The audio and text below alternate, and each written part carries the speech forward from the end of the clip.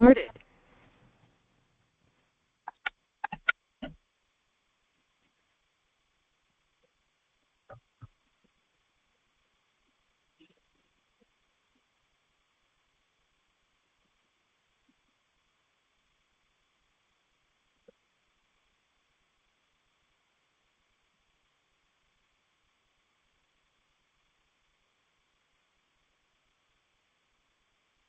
नमो लोये सौहरिहन्तानं नमो लोये सौहृदानं नमो लोये सौभागिर्यानं नमो लोये सौज्यायानं नमो लोये सौत्रिकावती सावनं ओंकारबिन्दु संयुक्त नित्यं जयन्ति योगिनः कामदमोक्षदं चैव ओंकाराय नमो नमः मङ्गलं भगवान् मङ्गलं गौतमोऽग्नि मङ्गलं कुन्कुमधारी विजेन्द्रमोसुमङ्गलं नमः समरिसाराय स्वानुभूत्या चकास्ते चित् स्वभावाय भवाय सर्वाणां विभाव निरुद्ध निराकार।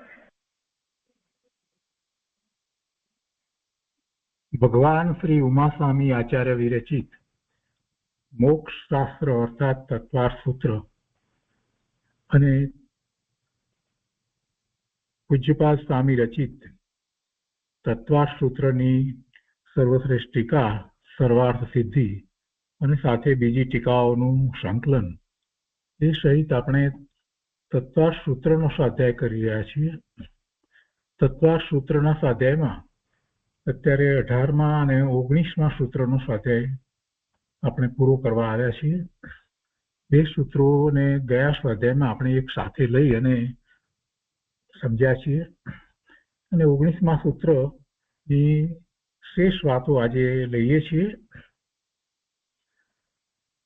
18મા સૂત્ર પછીથી જ્યારે 19મા સૂત્રની વાત કરવામાં આવી તો 18મા સૂત્રની અંદર શું કહેવામાં આવ્યું છે એ જરાક ફરીથી સમજી લઈએ એટલે વધારે સ્પષ્ટતા થાય.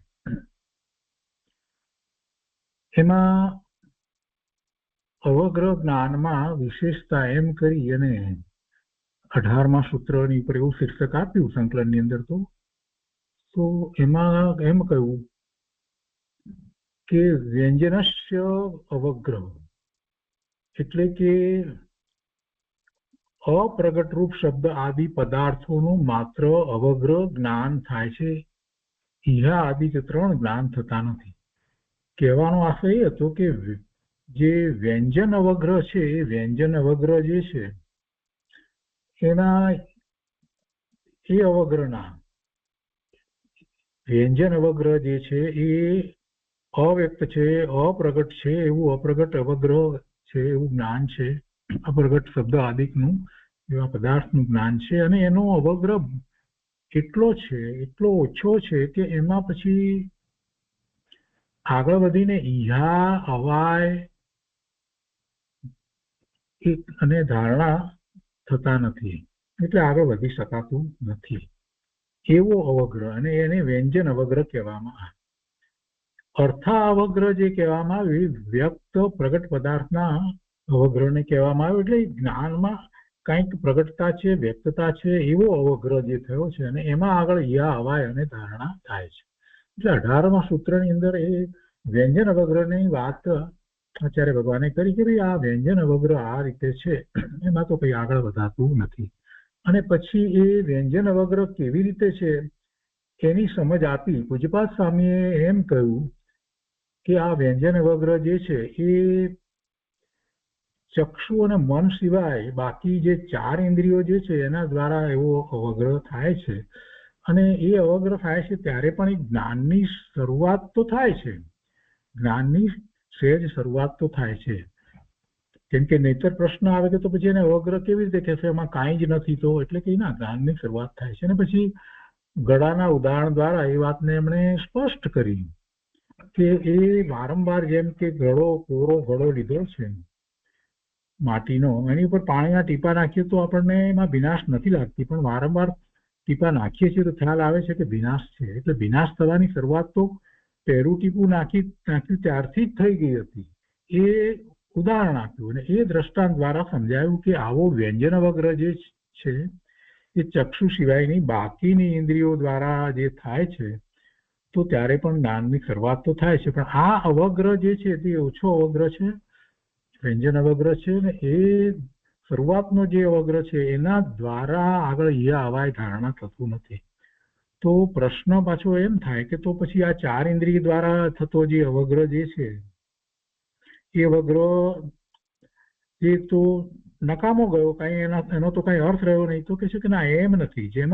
એમાં પણ જેમ જ્ઞાનની શરૂઆત થાય છે ઘડાના ઉદાહરણ દ્વારા આપણે જે રીતે સમજાય એ રીતે વારંવાર ટીપા પડવાથી, એટલે પહેલા ટીપાથી જ વિનાશની શરૂઆત થઈ, તો એવી રીતે એ ત્યાંય પણ અવગ્રહ છે. અને એ 4 ઇન્દ્રિયો દ્વારા પણ વધારે વિશેષ પછી જે થાય છે તો એ અવગ્રહ જે છે એ અર્થાવગ્રહ છે. એ અવગ્રહને અર્થાવગ્રહ કહ્યું. પણ જે આ 4 ઇન્દ્રિય દ્વારા થતો જે અવગ્રહ છે એ કેવી રીતે થાય છે તો કે એમાં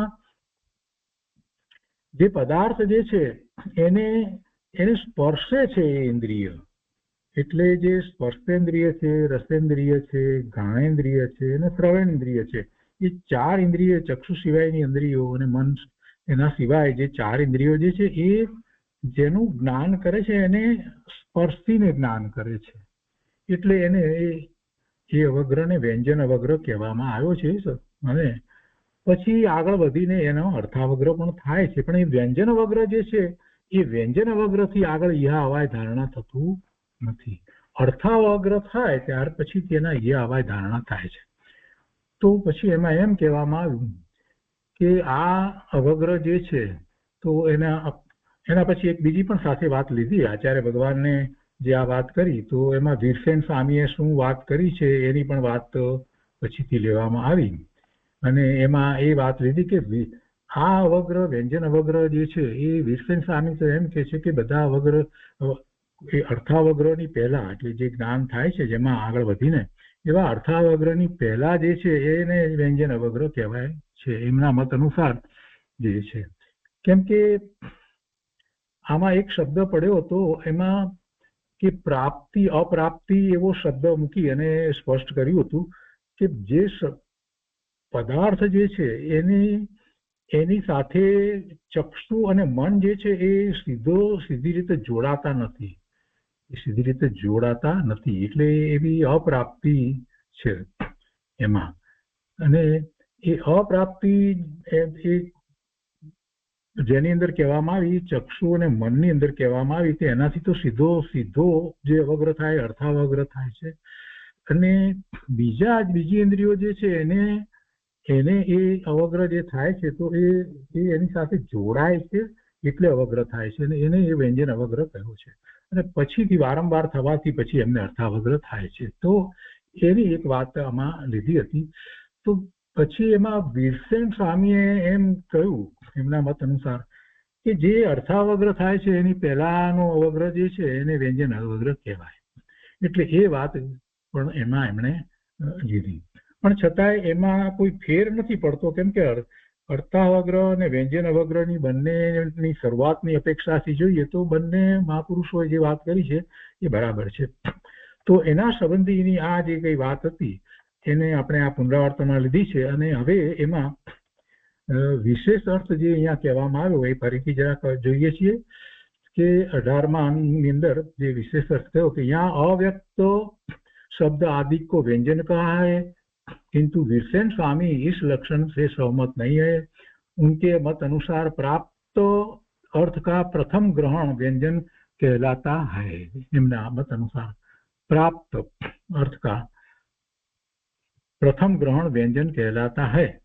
विचार करने पर ज्ञात होता है कि दृष्टि भेद से हो ये 2 लक्षण कहे गए, तत्व तो इनमें कोई भेद नहीं है. प्राप्त अर्थ का प्रथम ग्रहण व्यंजन है. प्राप्त અને પ્રાપ્ત એટલે જે જેની સાથે સંબંધ થાય છે તે.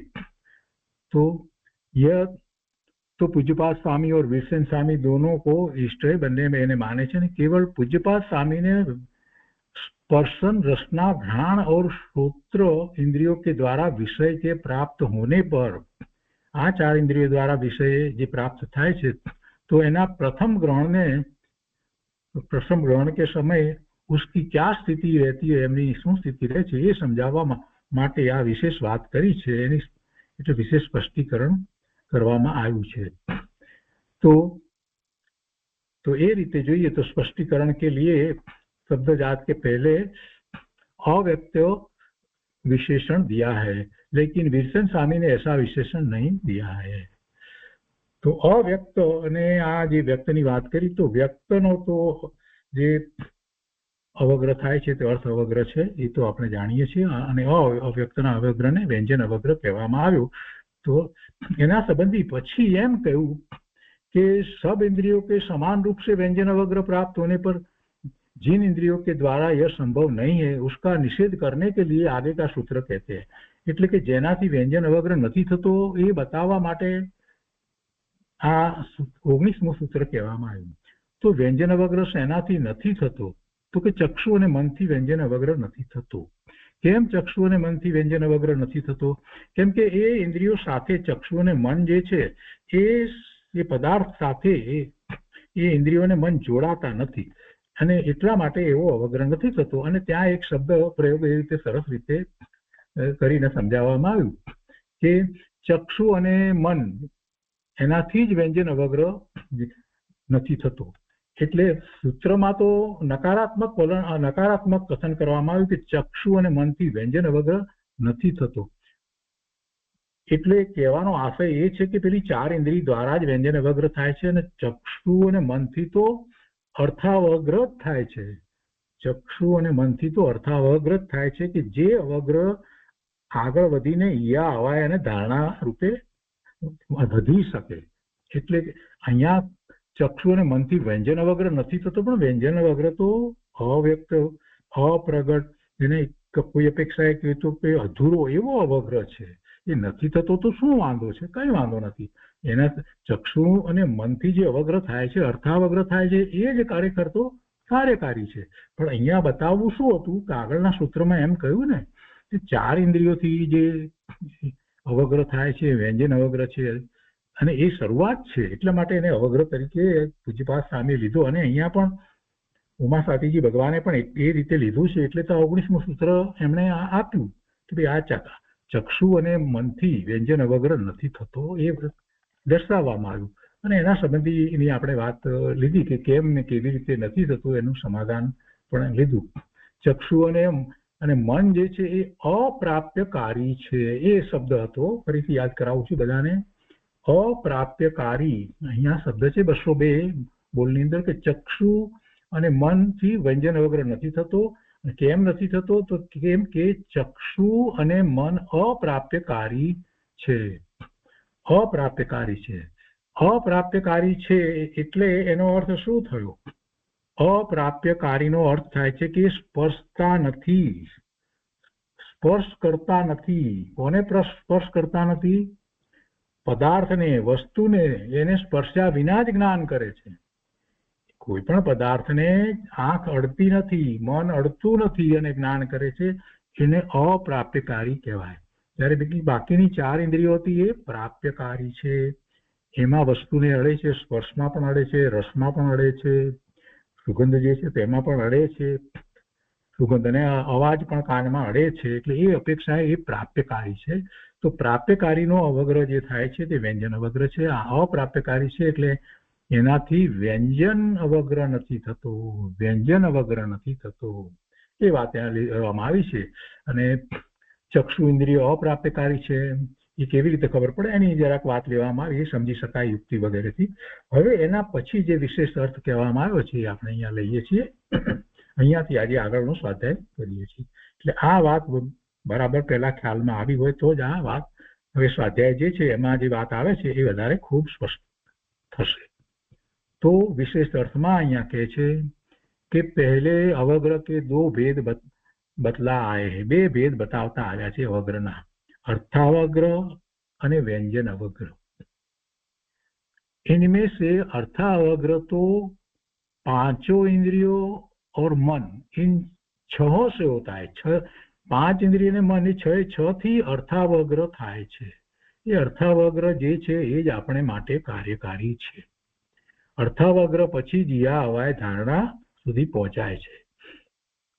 परंतु व्यंजन अवग्रह जे छे ए व्यंजन अवग्रह 4 इंद्रियों द्वारा थाय छे। કેમ કે એ એને અડે છે, સ્પર્શ કરે છે અને થાય છે એટલે એ શરૂઆતનો. પણ ચક્ષુ અને મનથી થતો નથી. તો એ વાતને અહીંયા સ્પષ્ટ કરી. ચક્ષુ અને મનથી વ્યંજન અવગ્રહ કેમ નથી થતો એનો નિર્દેશ કર્યો. અને એનો નિર્દેશ કરતા ટીકામાં કહેવામાં આવ્યું કે એ જે ભાવ છે એ ભાવ એ રીતે બતાવવામાં આવ્યો કે એ ચક્ષુ અને મન જે છે એ અપ્રાપ્યકારી છે. અને અપ્રાપ્યકારી એ ખરેખર જોવા જઈએ તો મોટી વાત છે. આપણે વિચાર કરીએ કે અપ્રાપ્યકારી છે એટલે એને સ્પર્શ્યા વિના જ જ્ઞાન કરે છે. અપ્રાપ્યકારી અને અડ્યા વિના જ જ્ઞાન કરે છે. ચક્ષુ અને મન પદાર્થનું જ્ઞાન કરે છે તો એને અડ્યા વિના જ એનું જ્ઞાન કરી શકે. તો એની એ રીતે આપણે જોઈએ, આપણે બીજી રીતે કેપેસિટીની રીતે વિચાર કરીએ કે ઓહો, ચક્ષુ અને મનની તો કેપેસિટી કેટલી કે એને તો પદાર્થને અડવું પણ નથી પડતું. અને પાછું જે જ્ઞાન કરે છે એ વ્યક્ત છે, પ્રગટ છે. અવ્યક્ત ને અપ્રગટની વાત નથી, એટલું બધું ઓછું નથી. અને એટલા માટે તો એ અવગ્રહને અર્થાવગ્રહ કહેવાય છે. અને જેમાંથી આગળ વિચારણા થઈ શકે છે, યા હવાઈને ધારણા થઈ શકે છે. એટલે આ અપ્રાપ્યકારી જે છે એ એક અપેક્ષાએ જોઈએ તો એ વિશિષ્ટ શક્તિ કહેવાય. આપણે જરાક એનો શાંતિથી પરમાર્થે વિચાર કરીએ તો ત્યારે ખ્યાલ આવે છે કે ઓહો, આ ભગવાન આત્મામાં કેવી કેવી શક્તિઓ પડી છે. આ ઇન્દ્રિયોના વિષયની વાત કરતા, મતિ જ્ઞાનની વાત કરતા પણ આવી વાત આચાર્ય ભગવાનને આપી દીધી છે કે ભાઈ આ અપ્રાપ્યકારી છે.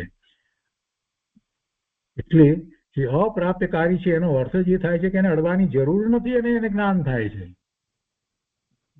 ચક્ષુ ઇન્દ્રિય દ્વારા પદાર્થોનું જ્ઞાન થાય છે તો એ પદાર્થોને અડતું નથી. કાંઈ ચક્ષુ ઇન્દ્રિય અડતી નથી, મન અડતું નથી અને એને જ્ઞાન કરે છે. અને એ જ્ઞાન પણ કઈ અતિ અલ્પ એવું નથી કે જેમાંથી આગળ ન વધી શકાય, જેનો કઈ ખ્યાલ જ ન હોય, જેની કોઈ પ્રગટતા જ ન હોય, એવું નથી. વ્યંજન અવગ્રહમાં જે જ્ઞાન છે તો બહુ જ ઓછું છે, અધૂરું છે એમ કહીએ, અવ્યક્ત છે, અપ્રગટ છે. અને એમાંથી તો કાંઈ આગળ વધી નથી શકાતું. ભલે એ ઇન્દ્રિયો દ્વારા પછી એવી રીતે વારંવાર એનો સ્પર્શ કરીને જે જ્ઞાન થાય, વ્યંજન અવગ્રહ આગળ થતા પછી એમાંથી અર્થ અવગ્રહ થઈ શકે છે. એ વાત બરાબર છે. પણ પહેલું જે વ્યંજન અવગ્રહ જે કહેવામાં આવ્યો એ તો પ્રાપ્યકારી છે અને અડ્યા વગર કરતો નથી. એનાથી પાછું તોય પૂરો કઈ ખ્યાલ આવતો નથી અને એમાંથી આગળ વધાતું નથી. જ્યારે આ બે ઇન્દ્રિયો જે છે એના દ્વારા એવો વ્યંજન અવગ્રહ નથી થતો. આ બે ઇન્દ્રિય, ચક્ષુ ઇન્દ્રિય અને મન બે દ્વારા તો જે અવગ્રહ થાય છે એ તો અર્થાવગ્રહ થાય છે. એ અપ્રાપ્યકારી છે, એને પદાર્થને અડવાની જરૂર જ પડતી નથી. બીજી રીતે વિચાર આપણે કરીએ તો બહુ મોટી વાત છે. अर्थात ये दोनों, એટલે चक्षु इंद्रिय ने मन, ये दोनों विषय को स्पृष्ट करके नहीं जानते. स्पृष्ट એટલે સ્પર્શીને, અડીને નથી જાણતા, અડ્યા વગર જ જાણે છે. સારી વાત છે ને, મોટી વાત થઈ ને. તો इसलिए इन द्वारा व्यंजन अवग्रह नहीं होता, એટલે સીધો અર્થાવગ્રહ થાય છે. इससे यह अपने आप फलित हो जाता है. એટલે એ વાત નક્કી નિશ્ચિત થઈ જાય છે કે व्यंजन अवग्रह प्राप्त अर्थ का ही होता है. व्यंजन अवग्रह કોનો થાય છે? અપ્રાપ્યકારી નો નહીં, પ્રાપ્યકારીનો જ થાય છે. પ્રાપ્ત અર્થ કા, પ્રાપ્ય અર્થ એટલે શું? પ્રાપ્ય એટલે જે વસ્તુ જે છે એને અડવામાં આવે, સ્પર્શ કરવામાં આવે, એનો જ વ્યંજન અવગ્રહ થાય છે. અડ્યા વિના નથી થતો. અડ્યા વિના જે અવગ્રહ છે અર્થાવગ્રહ થાય છે. એટલે કે છે કે એનાથી એ સાબિત થાય છે, इससे ये फलित होता है कि व्यंजन अवग्रह प्राप्त अर्थ का ही होता है. प्राप्त अर्थ એટલે પદાર્થ ને પ્રાપ્ત એટલે જે એને સ્પર્શે છે. તો જે પદાર્થને સ્પર્શે એનો જ વ્યંજન અવગ્રહ હોતા है. અને और अर्थावग्रह प्राप्त तथा अप्राप्त दोनों प्रकार के पदार्थ का होता है. હવે જો આ વાતને પકડવાની, अर्थावग्रह प्राप्त तथा अप्राप्त दोनों प्रकार के पदार्थों का होता है. प्राप्त नो जे अवग्रह पहला थाय, जे व्यंजन अवग्रह थाय, ये व्यंजन अवग्रह मांथी पछी ए वारंवार थई अने पछी ए आगळ जता जे थाय छे ते अर्थावग्रह थई जाय छे. અને અપ્રાપ્તકારી એટલે જે ચક્ષુ અને મન દ્વારા સીધું જે થાય છે તો એમાં એના દ્વારા જે થાય છે તો એ अर्थावग्र થાય છે. એટલે प्राप्त तथा अप्राप्त दोनों प्रकार के पदार्थों का होता है. प्राप्त નો અર્થ શું છે, અપ્રાપ્ત નો અર્થ શું છે? પ્રાપ્ત એટલે જેની સાથે સંયોગ થાય છે, અડે છે, સ્પર્શ થાય છે, એ પ્રાપ્ત કહેવાયું છે. અપ્રાપ્ત એટલે અડવામાં નથી આવતું, એટલે અડવામાં નથી આવતું છતાં પણ એનો એ પદાર્થ જે છે એનો અર્થાવગ્ર થાય છે. અને અડે છે જે ચાર ઇન્દ્રિયો દ્વારા એનો પણ આગળ વધીને અર્થાવગ્ર થાય છે. વ્યંજન અવગ્ર પછી એનો પણ અર્થાવગ્ર થાય છે. એટલે આ વાતને જયારે લઈએ છીએ તો આપણને ખ્યાલ આવે છે કે પાંચે ઇન્દ્રિયો અને મન એ છ દ્વારા અર્થાવગ્ર થાય છે. હવે કે છે કે यहाँ यह कहा जा सकता है कि यदि अप्राप्त अर्थ का अर्थावग्र होता है तो होवे. ये વાત હવે જો આપણે એમ કહીએ કે અપ્રાપ્ત જેને અડવામાં ના આવે અને એનો અર્થાવગ્ર જે ચક્ષુ અને મન દ્વારા થાય છે એ થતો હોય તો થાય, બરાબર છે, એમાં તો કોઈ વાંધો નથી. પણ હવે આગળ કહે છે કે એમાં કોઈ બાધા નથી. કે છે ये कहा जा सकता है कि यदि जो अप्राप्त अर्थ का अर्थावग्र होता है तो होवे, इसमें बाधा नहीं है. એટલે કે આંખ અને મન દ્વારા વસ્તુને સ્પર્શ્યા વિના અર્થાવગ્ર થાય છે તો એમાં કોઈ વાંધો નથી, એ તો બરાબર છે જ. परंतु હવે આગળ કહે છે पर प्राप्त अर्थ का अवग्र कैसे हो सकता. કેમ કે પ્રાપ્ત અર્થ એટલે વસ્તુને સ્પર્શે છે ને એનો અવગ્ર જે થાય છે એ તો વ્યંજન અવગ્ર છે, તો એનો અર્થાવગ્ર કેવી રીતે થાય છે? એનો તો વ્યંજન અવગ્ર થયો, ચાર ઇન્દ્રિય દ્વારા થયો હતો. એટલે કે છે કે પર પ્રાપ્ત अर्थ का अर्थावग्र कैसे हो सकता है. તો એ વાતને સમજાવવામાં આવી પેલા ઘડાના ઉદાહરણ દ્વારા. એની ઉપર વારંવાર પાણીના ટીપા નાખતા નાખતા પછી આગળ ભીનું ખ્યાલમાં આવે છે. પણ પહેલું ટીપું પડ્યું ત્યારથી જ એ ભીનાશ શરૂ થઈ ગઈ. એ ન્યાયપૂર્વક જોઈએ તો એ વ્યંજન અવગ્ર હતો, પણ પછી એ અર્થાવગ્ર થાય છે, એ સમજાય છે. તો કે છે કે એ इस शंका का यह समाधान है कि प्राप्त अर्थ का सर्वप्रथम प्राप्त अर्थ का એટલે જેની જોડે સ્પર્શ થયો છે, જે ચાર ઇન્દ્રિયો દ્વારા જે સ્પર્શ થાય છે તો એ પ્રાપ્ત પદાર્થ એની प्राप्त अर्थ का सर्वप्रथम व्यंजन अवग्र થાય છે. તો सर्वप्रथम ग्रहण के समय तो व्यंजन अवग्र ही होता है. એટલે ચાર ઇન્દ્રિય દ્વારા તો પહેલા તો વ્યંજન અવગ્ર જ થાય છે, કેમ કે એને અડીને થાય છે. परंतु बाद में उसका भी अर्थावग्र हो जाता है. એનો પણ અર્થાવગ્ર થાય છે. અર્થાવગ્ર ન થાય તો પછી યા હવાય ધારણા થઈ શકતું નથી. હવે આગળ કહે છે કે नेत्र प्राप्त अर्थ को क्यों नहीं जानता એની વાત પણ કરવામાં આવી. નેત્ર આંખ એ પ્રાપ્ત અર્થને કેમ નથી જાણતો, તો કે એને અડતો નથી, એનો નિર્દેશ ટીકામાં કરવામાં આવ્યો. એ વાત તો સમજાવવા. એટલે આંખ અને મન એ અપ્રાપ્યકારી છે. અપ્રાપ્યકારી છે એટલે અડ્યા વગર જ જાણે છે. હવે આ વાત પછી એક બીજી વાત અહીંયા પંડિતજીએ લીધી છે, એ આપણે લઈએ. અહીંયા કહે છે આટલું સુધી સમજ્યા પછીથી જરાક નવી વાત આવે છે પણ મહત્વની છે. किंतु धवला के अभिप्राय अनुसार ધવલા શું છે? ધવલા જે છે એ સટખંડ આગમની ટીકાઓ છે. ધવલ, જયધવલ, મહાધવલ એ સટખંડ આગમની ટીકા છે. સટખંડ આગમની રચના કેવી રીતે થઈ? ધર્ષેન આચાર્ય ભગવાને ત્યારે પોતાને એમ લાગ્યું કે હવે પોતાનો સમય પૂરો થવા આવ્યો છે, તો પછી પોતાને જે જ્ઞાન જે છે, ખૂબ જ્ઞાન ભાળ કેટલો બધો જે છે, તો એનું કોઈકને આપવું. તો એ માટે એમણે એવા દક્ષિણમાંથી જે એવા મહાન એવા મુનિઓ હતા એમને બોલાવ્યા. ભૂતબલી સ્વામી અને પુષ્પદંત સ્વામી એ બંને આવ્યા અને ત્યાં જુનાગઢના પહાડ ઉપર એમણે પરીક્ષા કરી એમની બંનેની, અને પછી જ્ઞાન આપ્યું કે બરાબર છે, એ યોગ્ય છે. અને એ એમણે જે જ્ઞાન ત્યાં આપ્યું દર્શન આચાર્ય ભગવાને, એ પછીથી એ બે મહાત્માઓએ એમણે પછી આ સટખંડ આગમની રચના કરી. એ એમ કહેવાય છે કે જે અંકલેશ્વર પાસે જે છે ત્યાં એમણે એ રચના કરી. અને શ્રુત પંચમીના દિવસે એ રચના પૂરી થઈ.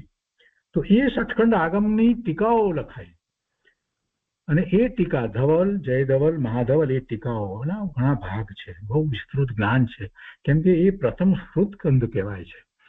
તો એ ધવલના અભિપ્રાય પ્રમાણે અહીંયા કહે છે કે કિંતુ ધવલા કે અભિપ્રાય અનુસાર शेष इंद्रिया भी कदाचित अप्राप्यकारी है. शेष इंद्रिया એટલે કે આ અપ્રાપ્યકારી કઈ ઇન્દ્રિય હતી?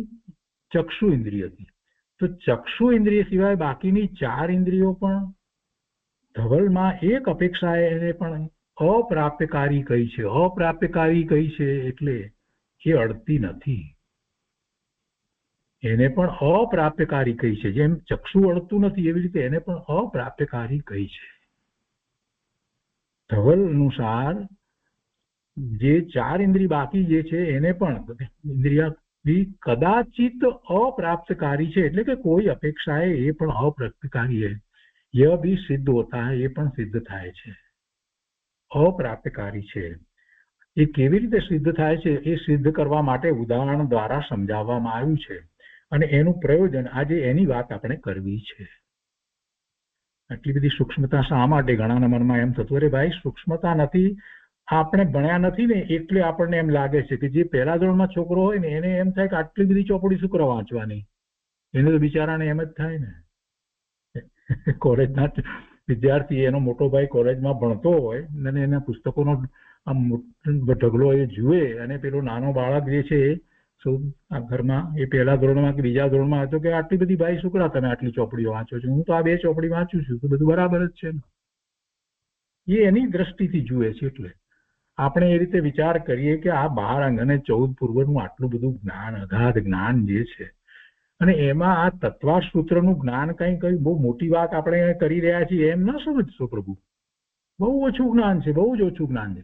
અરે એટલે સુધી કહું તમને અહીંયા કે આપણે જયારે પાઠશાળામાં ભણીએ છીએ ત્યારે સૂત્રો ગોખીએ છીએ, પછી એના અર્થ સમજીએ છીએ. તો સામાયિકના સૂત્રો, પ્રતિક્રમણના સૂત્રો તો આપણે ભણ્યા છીએ, તો એ સૂત્રો એ લગભગ 200-250 સૂત્રો તો આપણે આમ જ કેટલા ટૂંકા સમયની અંદર યાદ રાખી લઈએ છીએ ને. સ્કૂલમાં ભણતા હતા ત્યારે, પાઠશાળામાં જતા હતા ત્યારે આ બધા સૂત્રો એના અર્થ પણ આપણને આવડે છે. તો એવી જ રીતે આ તત્વાર્થ સૂત્ર છે ને એમાં પણ એવું જ છે. દિગંબર જે મૂળ સંપ્રદાયની અંદર જે છે એમાં તત્વાર્થ સૂત્ર જે છે એના સૂત્રો બધા એ પાઠશાળાની અંદર એ લોકો ગોખી નાખે છે અને એના અર્થ પણ કરે છે. જેમ આપણે સામાયિક પ્રતિક્રમણના સૂત્રો નૌકાર મંત્ર, તિક્કુતો, ઇરિયાવૈયા, દશોત્રી, લોગસ, ઇચ્છામી બંતે, નમોત્થુણમ, આ જે રીતે બધા સૂત્રો જે છે આપણે બોલીએ છીએ ને, બધા સૂત્રો બોલીએ છીએ, બધા આપણને ઘણા ખરાને હજી આપણામાંથી પણ કેટલા લોકોને બધા પૂરેપૂરા યાદ હશે, અર્થ સહિત યાદ હશે. કદાચ થોડા ભૂલાઈ ગયા તો એક વખત વાંચીએ ત્યાં બધા સૂત્રો યાદ આવી જાય, તો એના અર્થ યાદ આવે. એવી રીતે આ તત્વાર્થ સૂત્ર જે છે એના સૂત્રો 357 સૂત્રો જે છે એ દિગંબર પાઠશાળામાં એવી રીતે ભણાવવામાં આવે છે. એટલે આપણે કઈ મોટી નવાઈ નથી કરતા, બહુ મોટું કઈ કરી નાખીએ છીએ એમ પ્રભુ ન સમજશો. ફેર કેટલો છે કે ત્યાં જેટલો અર્થ સમજ્યા છે એના કરતા વધારે અર્થ સમજવામાં આવ્યો છે. આચાર્ય ભગવાને કૃપા કરી છે, આની ઘણી બધી ટીકા લખાઈ છે, એટલે એનો વધારે આપણે અર્થ કરી રહ્યા છીએ. તો આપણી વાત ચાલી રહી છે ધવલાની. ધવલાના અભિપ્રાય પ્રમાણે શું કહે છે કે 4 ઇન્દ્રિયો જે છે એ પણ અપ્રાપ્યકારી છે, એ પણ સ્પર્શ કર્યા વિના એ પણ જાણે છે. એ અપેક્ષાથી વાત કરવામાં આવી છે. કઈ અપેક્ષાથી વાત કરી છે એ પછી લઈશું. પહેલા એ કેવી રીતે જાણે છે એને સમજી લઈએ, એને ઉદાહરણ દ્વારા સમજવાનું છે. ઉદાહરણ આપ્યું છે અહીંયા કે પ્રાય પૃથ્વી में जिस और निधि रखी रहती है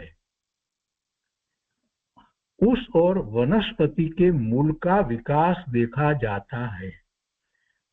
આ જમીનની અંદર જયારે છોડ વાવવામાં આવ્યો છે તેના મૂળિયા કઈ તરફ જાય છે, કઈ તરફ જાય છે, જે તરફથી એને પોષણ મળે છે એ તરફ મૂળ જાય છે, એ તરફ જાય છે એમ કે છે. એટલે કે મૂળને હજી મૂળ એને સ્પર્શ્યું નથી છતાંય મૂળ ત્યાં સુધી પહોંચે છે.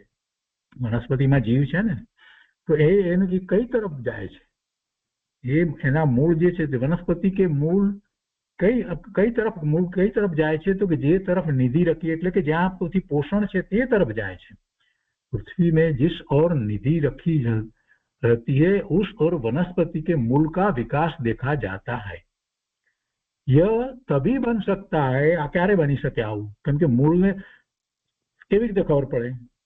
तो कि स्पर्श वगैरह जाने खबर पड़े છે એમ કે છે कि यह तभी बन सकता है कि जब स्पर्शन इंद्रिय द्वारा अप्राप्य अर्थ का ग्रहण बन जाता है। એટલે સ્પર્શની ઇન્દ્રિય છે છતાં પણ એને અપ્રાપ્તનો એટલે અડ્યા વિના એને ખ્યાલ આવતો હોય તો જ બની શકે। આ ઉદાહરણ દ્વારા વાતને સ્પષ્ટ કરી। તો એ જ રીતે આ ઉદાહરણને સમજીએ તો એ રીતે ખરેખર આપણે જોઈએ તો સ્પર્શેન્દ્રિય, રસનાની ઇન્દ્રિય, ઘ્રાણેન્દ્રિય અને સાંભળવાની ઇન્દ્રિય એ દ્વારા પણ ખરેખર જોઈએ તો એ વસ્તુને અડ્યા વગર જ જ્ઞાન થઈ શકે છે। ये बात यहाँ लीजिए। इसी प्रकार रसना, घ्राण और श्रोत्र इंद्रिय द्वारा भी उसकी सिद्धि हो जाती है। હવે એનું પ્રયોજન આપણે સમજીએ કે આવી વાત સમજવાથી શું લાભ થશે। જો ગુરુદેવના પ્રવચનમાં આપણે સાંભળતા આવ્યા છીએ કે જ્ઞાનની આખી પ્રક્રિયા જે થઈ રહી છે એમાં જ્ઞાન તો આત્માનો સ્વભાવ છે। એ ક્યાં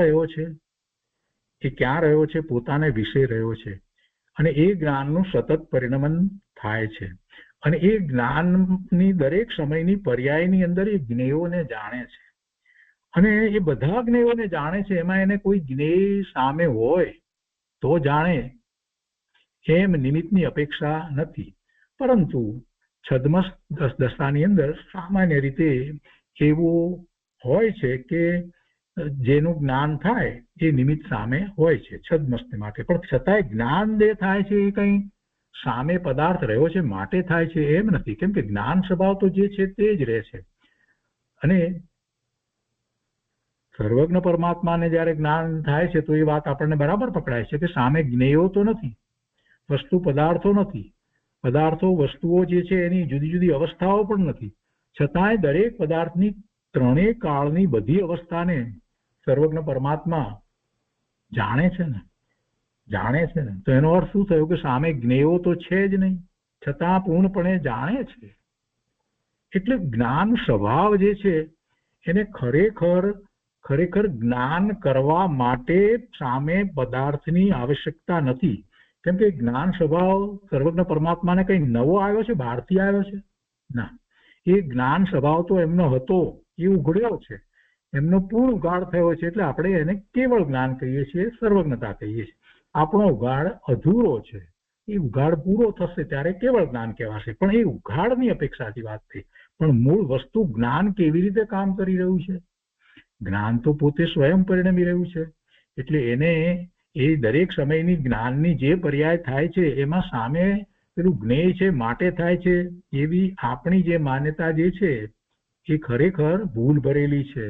અને આ વાત જ આપણે બેસાડવાની છે, આ જ મોટો પરમાર્થ છે।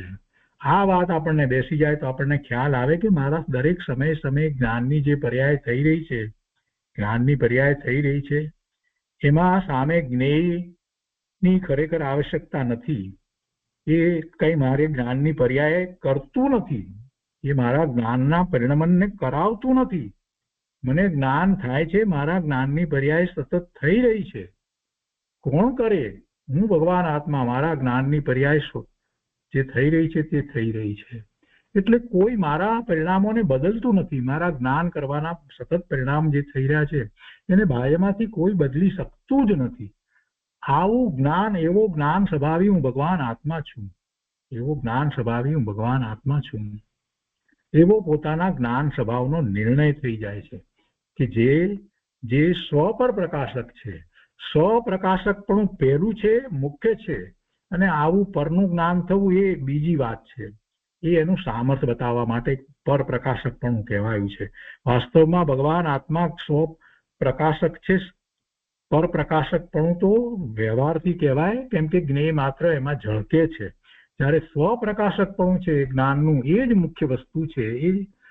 એટલે એવા જ્ઞાનનો આપણને એમાંથી નિર્ણય થઈ જાય છે કે જ્ઞાનને કોઈ પદાર્થની જરૂર નથી। એટલે અહીંયા અપ્રાપ્યકારી હોય તો જેમ ચક્ષુ અને મન દ્વારા થાય છે એ વાત કરી, તો કે બીજી ઇન્દ્રિયો દ્વારા પણ ખરેખર જોવા જઈએ તો એમાં પણ એ અપ્રાપ્યકારી જ છે.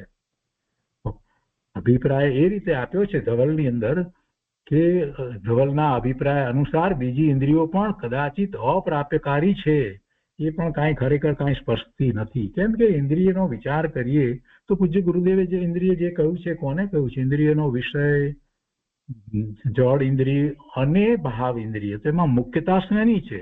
ભાવ ઇન્દ્રિયની છે. જ્ઞાન કરવા વાળી ઇન્દ્રિય ભાવ ઇન્દ્રિય છે, પેલી જળ ઇન્દ્રિય નથી કે પેલો વિષય પણ નથી. તો એ ભાવ ઇન્દ્રિય તો જ્ઞાન છે, ક્ષયોક્ષમિક જ્ઞાન છે. તો એ રીતે આખી વાતને અહીંયા સમજીએ છીએ ત્યારે આપણને ખ્યાલ આવે છે કે ઓહો, કોઈ પણ ઇન્દ્રિય હોય ખરેખર તો એ જ્ઞાન છે, એ ભાવ ઇન્દ્રિય જે છે ક્ષયોક્ષમિક જ્ઞાન છે. એટલે એમાં એ ઇન્દ્રિયને એ અપેક્ષાથી જોઈએ તો એને પણ અપ્રાપ્યકારી જ કહેવાય. એને વસ્તુ પદાર્થને અડવાની જરૂર નથી. જ્ઞાન ભગવાન આત્માનો સ્વભાવ છે. આવી મહત્વની વાત, પરમાર્થભૂત વાત આપણને આમાંથી પ્રાપ્ત થાય છે. તો આજનો આ મુખ્ય વિષય હતો કે આ અહીંયા એક વાક્ય જે મૂક્યું છે એનો આપણે વિચાર કરીએ. બાકીનું બીજું બધું આપણે ગયા સ્વાધ્યાયમાં લગભગ સમજ્યા હતા. તો અહીંયા કહે છે કિંતુ ધવલા કે અભિપ્રાય अनुसार शेष इंद्रिया भी कदाचित अप्राप्यकारी है, यह भी सिद्ध होता है. અને પછી એને ઉદાહરણ દ્વારા સમજાવવામાં આવ્યું. અને એ રીતે અહીંયા આ 19મું સૂત્ર જે છે એનો વિસ્તાર સરવાળ સિદ્ધિમાં પૂરો થયો. હવે 18મા અને 19મા સૂત્રને આપણે સાથે લઈ અને સમજ્યા પછીથી અહીંયા જે સંકલન જે છે એની અંદર કેટલીક વાત રામજીભાઈએ લીધી છે.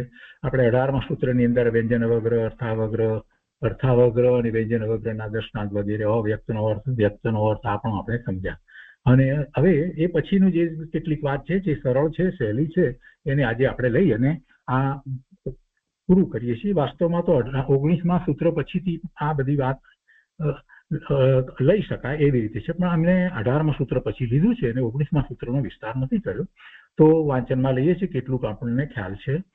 વ્યક્તનો અર્થ કે છે મન તથા ચક્ષુ દ્વારા થતું જ્ઞાન.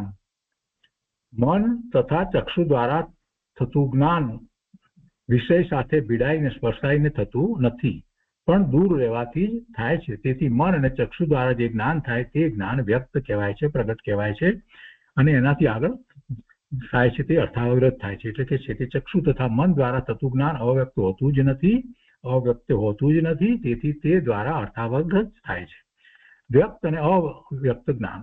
ઉપર કહેલ અવ્યક્ત જ્ઞાનનું નામ વ્યંજન અવગ્ર છે. પહેલા અવ્યક્તની વાતનો અહીંયા અર્થ કરી લીધો છે, માટીના કોરા ઘડાની વગેરેની ઉદાહરણ દ્વારા એ આપણે વાંચનમાં લીધું છે.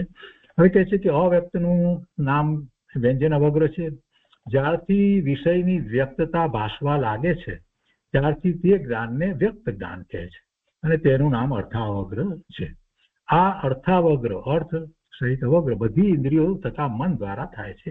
એ વાત આપણે લીધી. બધી ઇન્દ્રિયોને મન દ્વારા અર્થાવગ્ર થાય છે. ઈહા, હવે ઈહાની વાત કરે છે.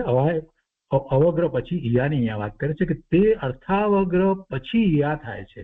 અર્થાવગ્ર જ્ઞાનમાં કોઈ પદાર્થની જેટલી વિશેષતા ભાસી ચૂકી છે તેનાથી અધિક જાણવાની ઈચ્છા થાય તો તે જ્ઞાન સત્ય નક્કી કરવા તરફ વધારે ઝૂકે છે કે આ કેમ છે, આમ છે કે તેમ છે, શું હશે. તો એ બધું જે છે તે એને ઈહા કહેવામાં આવે છે. એટલે એ જ્ઞાન સત્ય નક્કી કરવા તરફ વધારે ઝૂકે છે તેને ઈહા જ્ઞાન કહેવામાં આવે છે. અને તે ઈહા સુદૃઢ હોતી નથી. ઈહામાં આમ છે કે તેમ છે એમ ચાલે છે, એટલે સુદૃઢ હોતી નથી. ઈહામાં પ્રાપ્ત થયેલ સત્ય વિષયનો જો કે પૂર્ણ નિશ્ચય નથી હોતો તો પણ તે જ્ઞાનનો અધિકાંશ ત્યાં થાય છે. ઘણો ખરો અંશ ત્યાં ઈહામાં થાય છે. આમ હશે, આવી રીતે હશે, કેમ હશે, એ બધું જે થઈને વિચાર થઈ અને જે થાય છે ઈહામાં, એટલે ઘણો અંશ ત્યાં જ્ઞાનનો એમાં આવી જાય છે, ઘણો વિચાર થઈ જાય છે. એટલે જ્ઞાનનો અધિકાંશ લીધો છે. તો કે છે કે અધિકાંશ ત્યાં થાય છે. તે જ્ઞાનના અધિકાંશ વિષયના સત્યાર્થગ્રાહી જ હોય છે. તે જ્ઞાનના અધિકાંશ, એ બધા જ્ઞાનના બધા અંશો, મોટા ભાગે અંશો જે છે તે સત્યગ્રાહી છે, સત્યને જ પકડવા વાળા હોય છે. અને તેથી પછી જે થાય છે તેથી એ ઈહા છે એને ઈહાને સત્ય જ્ઞાનમાં ગણવામાં આવ્યું છે અને એથી જ પછી આગળ વધીને અવાય થાય છે, નિર્ણય થાય છે. અવાયનો અર્થ નિશ્ચય અથવા નિર્ણય થાય છે. અવાયનો અર્થ નિશ્ચય અથવા નિર્ણય થાય છે. ઈહા પછીના કાળ સુધી ઈહાના વિષય પર લક્ષ રહે. ઈહા પછીના કાળ સુધી એટલે બધું જે વિચારણા થતી તે પછી પણ એ વિષય ઉપર જ લક્ષ રહે તો જ્ઞાન સુદૃઢ થઈ જાય છે અને નિર્ણય થાય છે, નિશ્ચય થાય છે અને તેને અવાય કહે છે. જ્ઞાનના અવગ્ર, ઈહા અને અવાય એ ત્રણેય ભેદોમાંથી આ મતિ જ્ઞાનના ભેદ, મતિ જ્ઞાનનો એક ક્રમ છે. ભેદ કહેવા કરતા એને એમ કહેવાય કે ક્રમમાં થાય છે મતિ જ્ઞાન. તો અવગ્ર, ઈહા અને પછી અવાય એ ત્રણેય ભેદોમાંથી અવાય ઉત્કૃષ્ટ અથવા સર્વથી અધિક વિશેષ જ્ઞાન છે. એ તો આપણને સમજાય છે કે અવગ્રમાં છે એના કરતા ઈહામાં પછી વિશેષ વિચાર થાય છે અને એના પછી આ નિર્ણય થાય છે એટલે અવાય એ વિશેષ જ્ઞાન છે. અને પછી ધારણા શું છે? અવાય પછી ધારણા થાય છે કે જેને કારણે સ્મૃતિ છે. તો કહે છે કે ધારણા એ અવાય પછી થાય છે પરંતુ તેમાં કાંઈક અધિક દ્રઢતા ઉત્પન્ન થાય છે અને એ સિવાય બીજું કઈ વિશેષતા નથી. કેમ કે અવાયમાં નક્કી તો થઈ ગયું છે, નિશ્ચય થઈ ગયો છે એટલે બીજી વિશેષતા નથી પણ દ્રઢતા થઈ જાય છે. નિર્ણય કરીને, નિશ્ચય કરીને પણ દ્રઢતા થવી એ બહુ મહત્વનું છે. એટલી બધી દ્રઢતા થઈ જાય, એટલી બધી દ્રઢતા થઈ જાય કોઈ બીજો આવીને તમને ફેરવી ન શકે. ત્યારે એમ કહેવાય કે તમે ધારણા જ્ઞાન સુધી પહોંચ્યા છો. તમને એમ કહેવામાં આવે કે ના આત્મા જેવી કોઈ ચીજ જ નથી તો તમે એમ કહો કે તું ભાઈ જા, અહીંથી ચાલ્યો જા, મારી જોડે વાત જ ન કરીશ. એટલી બધી તમને દ્રઢતા હોય કે આત્મા નથી એવી વાત કરવા વાળો તું કોણ છો? ભગવાનના જ્ઞાનમાં આવેલી અમે આ શાસ્ત્રમાં ભણ્યા છીએ એટલું જ નહીં પણ કંઈક અંશે અમને પણ એમ લાગે છે કે ભગવાન આત્મા આ રહ્યો. આટલો બધો અમે આટલો પુરુષાર્થ આટલા વર્ષોનો કર્યો ને તું કહે છે કે આત્મા જેવી કોઈ ચીજ નથી. તો તું કોણ છો? તું કોણ છો? વિચાર કર ને.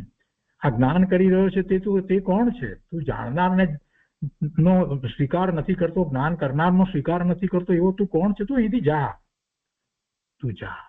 કેમ? કેમ કે આપણે ધારણા જ્ઞાન સુધી પહોંચ્યા છીએ કે આત્મા છે. આત્મા જ્ઞાન સ્વભાવી છે. આ જ્ઞાન કરી રહ્યો છે તે જ આત્મા છે. એટલા ધારણા જ્ઞાન સુધી આપણે પહોંચ્યા છીએ. એટલે આ દ્રઢતા કેવી રીતે થઈ? એક દિવસમાં નથી થઈ. પહેલી વાર જયારે શરૂઆત કરી આત્મા છે ત્યારે આપણને આ છે થોડીક વાત આવી, કૃપાળુદેવમાંથી સમજ્યા, આ સમજ્યા, પછી તો હવે રોજનું વાત આવી ગઈ ભગવાન આત્માના વિષય વળી. આશંકા એ શું થાય? શંકાની તો વાત જ નથી.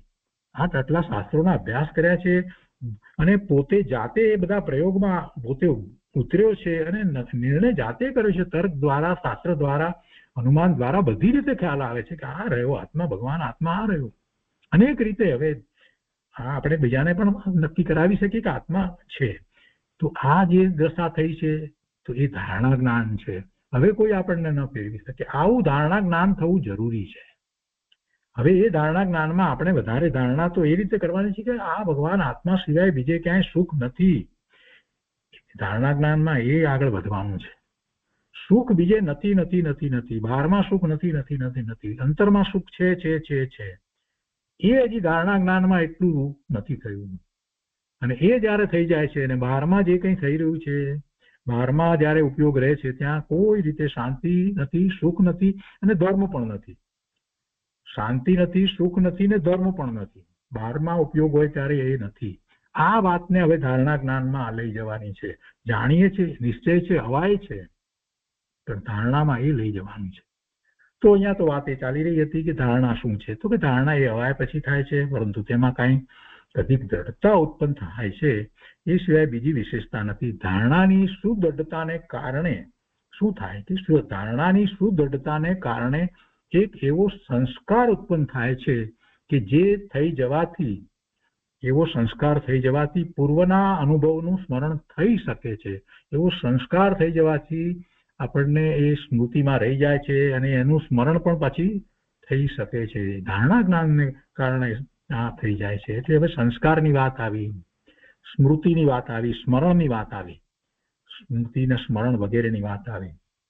આ કઈ નવી વાત નથી. કદાચ ભૂલી ગયા હો તો યાદ કરાવું. આપણે 16 નહીં, એની પહેલા 13મા સૂત્રની અંદર એ વાત આવી હતી કે મતિ જ્ઞાનના બીજા નામ જે કહેવામાં આવ્યા હતા ને એમાં આવ્યું હતું સ્મૃતિ, સંજ્ઞા, ચિંતા, અભિનિબોધ, બરાબર છે, અનુમાન કરવાનું, એ બધા નામ જે છે એ પણ એ મતિ જ્ઞાનના જ છે. સ્વ પછી એમાં બીજા પણ નામ હતા, એ તો આપણે એ શીખ્યા. એ પછી પણ બીજું પણ હતું કે સ્વસંવેદન બુદ્ધિ, સ્વસંવેદન બુદ્ધિ, મેધા, મેઘા નહીં હો, મેધા, મેઘા તો વાદળની વાત છે. તો સંવેદન, બુદ્ધિ, મેધા, પ્રતિભા, પ્રજ્ઞા એ વગેરે પણ મતિ જ્ઞાનના ભેદ છે. આ વાત આવી ગઈ છે એટલે એ બધું પણ એમાં આવી જાય છે. સ્મૃતિ ને સંવેદન ને બધું જ આવી જાય, પ્રજ્ઞા. હા, તો એ આપણે અગાઉ સમજ્યા છીએ. તો અહીંયા આપણી વાત આ ચાલી રહી છે. ધારણામાંથી આ સ્મરણ, સ્મૃતિ વગેરેની વાત આવી એટલે આ યાદ કરાવ્યું. અહીંયા કહે છે કે જે થઈ જવાથી પૂર્વના અનુભવનું સ્મરણ થઈ શકે છે. શું? ધારણા થઈ જવાથી સંસ્કાર પડી જાય છે એટલે. પછી આગળ બીજી વાત રામજીભાઈ લીધી છે કે એક પછી બીજું જ્ઞાન થાય જ કે કેમ, અને એ વિષય આપણે પહેલા પણ લીધો હતો ત્રણેક સ્વાધ્યાય પહેલા, કે અવગ્રહ થયા પછી ઈયા થાય ના થાય અને ન પણ થાય. અવગ્રહ થયા પછી ઈયા થાય અગર ન પણ થાય. આપણને રસ નથી પડતો કેટલી બધી વસ્તુમાં, તો આપણે ઠીક જાણી એના સંબંધી બહુ વિચાર જ નથી કરતા. અવગ્રહ થયા પછી ઈયા થાય અગર ન પણ થાય. અવગ્રહ પછી ઈયા થાય તો એક યાદ થઈ છૂટી જાય, અને ક્યારેક ક્યારેક અવાય પણ થાય. યા થઈ અને પછી અવાય ન પણ થાય. નિર્ણય ઉપર આપણે આવીએ પણ ઠીક છે એમ છે તો એમ. અત્યારે આપણને ઇજિપ્તની અંદર કોઈ વ્યક્તિ આમ કરે છે તો સાંભળી લીધું, આપણને એમાં અવગ્રહથી આગળ વધ્યા જ નહીં. તો જરાક આગળ વધી કેમ એવું લોકો કરતા હશે, ઠીક ત્યાં એવું હશે, મૂકી દીધી વાત પડતી. એટલે આપણે કાંઈ નિર્ણય ઉપર પહોંચ્યા નહીં, એટલે અવાય થયો નહીં, જરૂર જ નથી લાગતી. એટલે જ્યારે આપણને રસ પડે છે વિષયની અંદર ત્યારે જ એ ઈયા અવાય થાય છે. એનો નિર્ણય આપણને એમાં રસ પડવો બહુ મહત્વનો છે. અને એ જ વાત આપણે સાંજના સ્વાધ્યાયમાં પૂજ્ય બેનશ્રી કહે છે કે ભાઈ તેને આત્માની રુચિ થવી જોઈએ, એનો રસ પડવો જોઈએ. આત્મા, આત્મા કેવો આત્મા, હું કેવો ભગવાન આત્મા છું, આમ જ છું, આમ જ છું, આમ જ છું. એમાં ખૂબ રસ પડે તો અવાય થાય અને પછી પાકો નિર્ણય થાય, ધારણા જ્ઞાન સુધી પહોંચે, પછી એ છોડે જ નહીં, એનો જ પ્રયત્ન પુરુષાર્થ કર્યા કરે. એ મહત્વનું છે. એટલે આમાં પણ એવું છે કે અવગ્રહ થયા પછી દરેક વાતમાં કાંઈ ઈયા ન થાય, અને ઈયા થાય તો પણ પછી એ છૂટી જાય, અને ક્યારેક ક્યારેક અવાય પણ થાય. અને અવાય થયા પછીથી ધારણા થાય અગર ન પણ થાય. અવાય થાય, નિશ્ચય કર્યો પછી એના ઉપર દ્રઢતા થાય એવું નથી બનતું. એવું પણ થાય કેટલીક વખત, વધારે કંઈ ના થાય, ઠીક છે સારું એમ નિર્ણય કર્યો. કેટલી બધી વસ્તુઓ જે છે આપણે ભણતા હોઈએ ત્યારે પણ એવા કર્યા હોય છે નિશ્ચયો વગેરે, આ રીતે આ થાય તે થાય, પછી આગળ એના પછી આગળ એ ધારણામાં રહી જાય છે એવું બનતું નથી. અત્યારે ટ્રિગોનોમેટ્રીના સૂત્રોની જે હું વાત કરું કે cos plus theta plus sin plus theta is equal to 1, પછી એના પછીના 5 સૂત્રો હમણાં હું બોલીશ, કેટલાકને યાદ આવશે, ભણ્યા હતા છતાંય નથી યાદ આવતું, સ્મરણમાં નથી આવતું. એ વખતે નક્કી કર્યું હતું, સાબિત કર્યા હતા, એ વખતે અવાય તો થયો હતો ને, બરાબર છે ને. તો આ એમાં પછી ધારણામાં જાય એવો જ નિયમ નથી, કેમ કે એના વધારે એની દ્રઢતા નહોતી કરી. ધારણા તો દ્રઢતા કરવાથી થાય છે. આ વાતને આપણે વ્યવહારમાં સમજીએ છીએ. હવે એક બીજો પ્રશ્ન અહીંયા મેં લઈ અને વાત લીધી છે, સારી વાત છે, બહુ સરસ સમજવા જેવી વાત છે કે ઈહા જ્ઞાન સત્ય કે મિથ્યા. ઈહા જેમાં આપણે તર્ક કરીએ છીએ અને સમજવાનો પ્રયત્ન કરીએ છીએ કે આમ હશે કે તેમ હશે, તો એ સત્ય કે મિથ્યા તો કે છે એને જરાક સમજાવ્યું છે કે જે જ્ઞાનમાં બે વિષય એવા આવી પડે કે જેમાં એક સત્ય હોય અને બીજો મિથ્યા હોય, તો તેવા પ્રસંગે જે અંશની ઉપર જ્ઞાન કરવાનું અધિજ્ઞાન હોય તેને અનુસાર એ જ્ઞાનને સત્ય કે મિથ્યા માની લેવું જોઈએ. જે અંશની ઉપર જ્ઞાન કરવાનું અધિજ્ઞાન હોય તેને અનુસાર તે જ્ઞાનને સત્ય કે મિથ્યા માની લેવું જોઈએ. જેમ કે એક ચંદ્રમાને દેખતા, ઉદાહરણ આપ્યું છે એમને, એક ચંદ્રમાને દેખતા જો બે ચંદ્રમાનું જ્ઞાન થાય અને ત્યાં જો દેખનારનું લક્ષ્ય કેવળ ચંદ્રમાને સમજી લેવાની તરફ હોય તો તે જ્ઞાનને સત્ય માનવું જોઈએ. અને જો એ દેખનારનું લક્ષ્ય એક બે સંખ્યા નક્કી કરવા તરફ હોય તો તે જ્ઞાનને અસત્ય મિથ્યા માનવું જોઈએ. આ એમને સામાન્ય ઉદાહરણ આપ્યું છે, ઉદાહરણને ડિસ્કસ કરવાનું નહીં, સમજવાનો પ્રયત્ન કરવાનો કે ખરેખર તો ચંદ્ર જોવો છે તો ચંદ્રનું જ્ઞાન જે છે તો એ અપેક્ષાથી એમણે વાત લીધી છે, એમાં સંખ્યાની વાત ન હોય, બસ આટલું સમજવાનું. એટલે એના સંબંધી આ જે ઉદાહરણ આપવામાં આવ્યું છે એમાંથી આપણે સમજવાનું છે, એના વધારે વિસ્તાર ન હોય. હંમેશા એ નિયમ યાદ રાખવાનો કે કોઈક એક અપેક્ષા સમજાવવા માટે ઉદાહરણ આપવામાં આવ્યું હોય. તો સત્યની વાત અહીંયા તો લેવી છે કે યા જ્ઞાનની અંદર સત્યનો અંશ હોય છે, એટલું મૂળ તો સ્વીકારવાની વાત છે. તો કે આ નિયમને અનુસરીને યામાં જ્ઞાનનો અધિક અંશ વિષયનો સત્યાંશ ગ્રાહી જ હોય છે, સત્યને પકડવા વાળો અધિક અંશ હોય છે યાની અંદર. એટલે કે યાની અંદર આપણે આ છે કે તેમ છે એમ કરીને જયારે આગળ વધીએ છીએ ને ત્યારે મોટા ભાગનો અંશ જે છે તે સત્યગ્રાહી હોય. સત્યગ્રાહી હોય, અસત્યગ્રાહી ન હોય. અસત્યગ્રાહી હોય તો એનો અર્થ કે એને ક્યાંકથી બીજેથી કોઈક માન્યતાને પકડી છે, એટલે સાચા અર્થમાં એને યા થઈ રહી નથી, એને યા નથી થતી. તો યામાં એમ કે છે કે આ નિયમને અનુસરીને યામાં જ્ઞાનનો અધિકાંશ જે છે એ અધિકાંશ વિષયનો સત્યગ્રાહી જ હોય છે, તેથી યાને સત્ય જ્ઞાનમાં ગણવામાં આવ્યું છે. હવે એના પછીનો વિષય છે ધારણા અને સંસ્કાર સંબંધીનો ખુલાસો. અને એમાં ધારણા અને સંસ્કાર સંબંધીના ખુલાસામાં એક શંકા કરી અને એને કહેવામાં આવ્યું છે કે ધારણા નામ કોઈ ઉપયોગ જ્ઞાનનું છે કે સંસ્કારનું. પ્રશ્ન જે છે ને એને આપણે આમ નામ સમજી લઈએ. એમને શંકા કરનારની દલીલ શું હોય એમ કરીને વાત લખી છે, પણ એ આપણે વાંચનમાં લઈશું.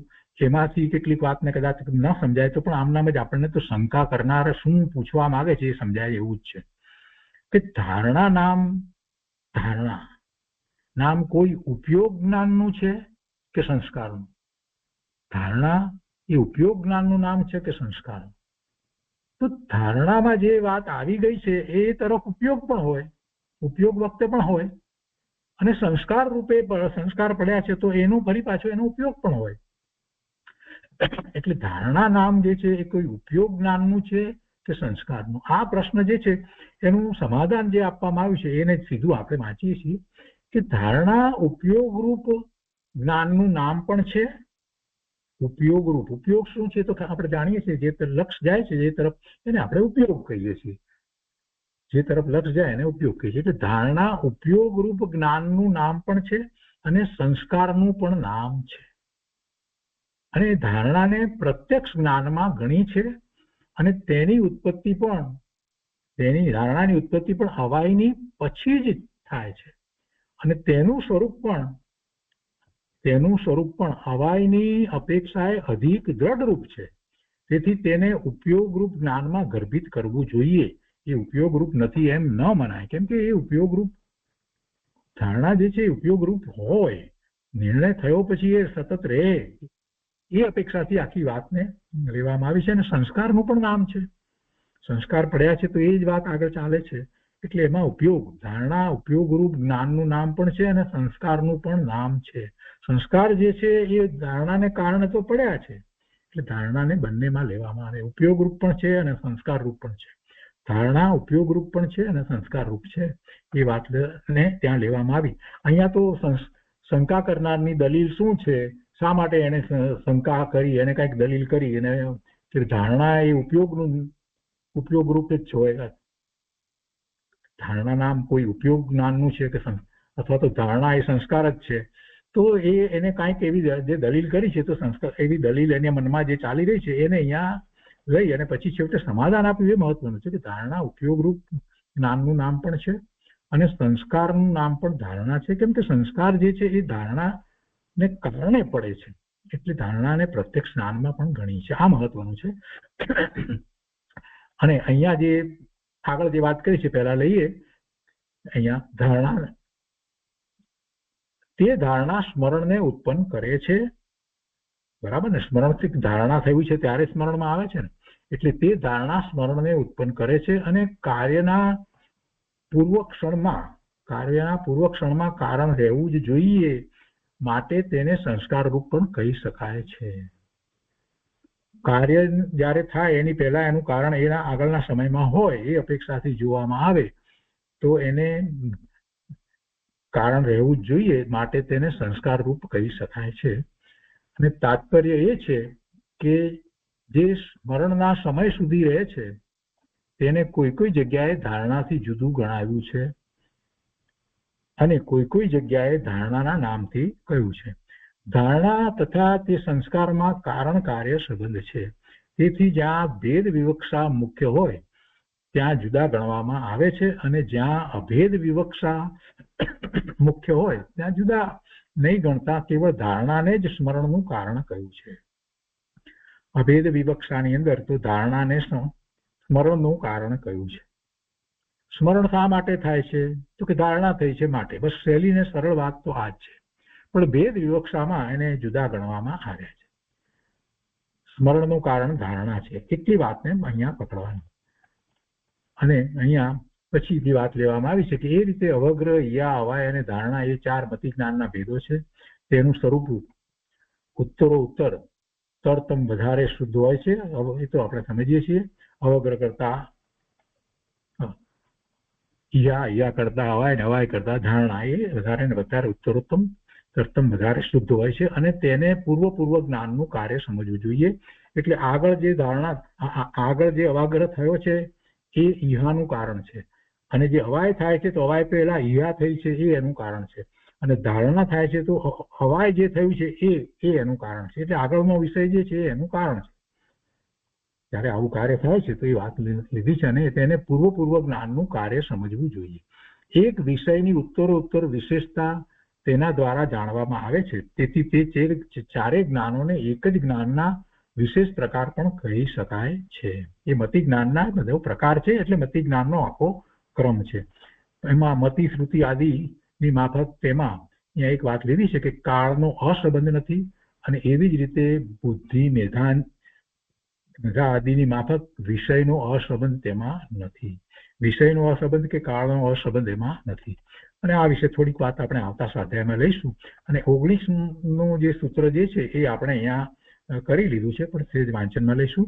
અને થોડીક વાત કોઈને પણ આ વાંચ્યા પછી પ્રશ્ન હશે તો શંકા કરનારની દલીલ છે એના સંબંધી પણ આપણે આવતા સ્વાધ્યાયમાં થોડીક વાત લઈશું, ને પછી 20મું સૂત્ર શરૂ કરીશું. તો આજનો સ્વાધ્યાય અહીંયા સુધી રાખીએ છીએ.